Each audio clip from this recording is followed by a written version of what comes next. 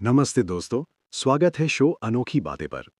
Robert Greene की मशहूर किताब 48 लॉज ऑफ पावर के लॉ नंबर 4 का नाम है जरूरत से हमेशा कम बोलें, always say less than necessary.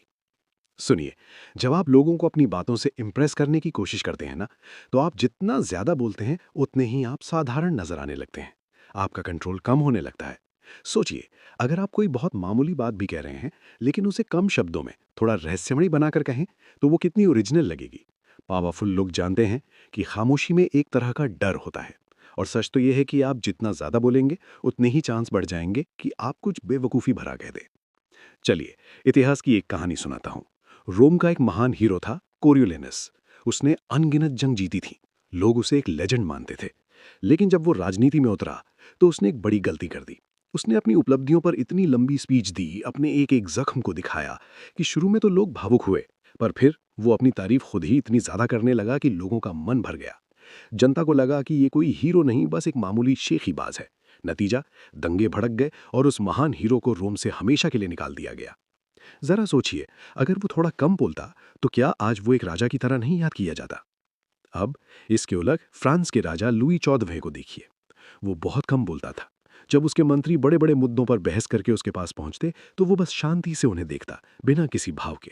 अंत में वो सिर्फ 3 शब्द कहता, मैं देखूंगा, और बस वहां से उठकर चला जाता। मंत्री सहमे रहते थे, क्योंकि उन्हें पता ही नहीं चलता था कि राजा के मन में क्या चल रहा है। उसकी खामोशी ही उसकी सबसे बड़ी ताकत थी। यही तो है ताकत की असली चाबी। आपकी चुप्पी दूसरों को असहज कर देती है। इंसान की फितरत है कि वो खामोशी को बर्दाश्त नहीं कर पाता। वो नावस होके उसे भरने की कोशिश करता है, और उसी घबराहट में वो अपनी ऐसी कमजोरियां बता देता है जो उसे कभी नहीं बतानी चाहिए थी। पर एक बात का ध्यान रखिएगा, अपनी जुबान पर लगाम ना होना जानलेवा भी हो सकता है। रूस की क्रांतिकारी राइलेव को फांसी दी जा रही थी, तभी अचानक रस्सी टूट गई। इस दौर में ये ईश्वरीय संकेत माना जाता था और सजा माफ हो जाती थी। राइलेव खड़ा हुआ, और काश वो चुप रहता। पर वो चिल्ला उठा, देखो, रूस में इन्हें एक रस्सी तक ढंग से बनाना नहीं आता।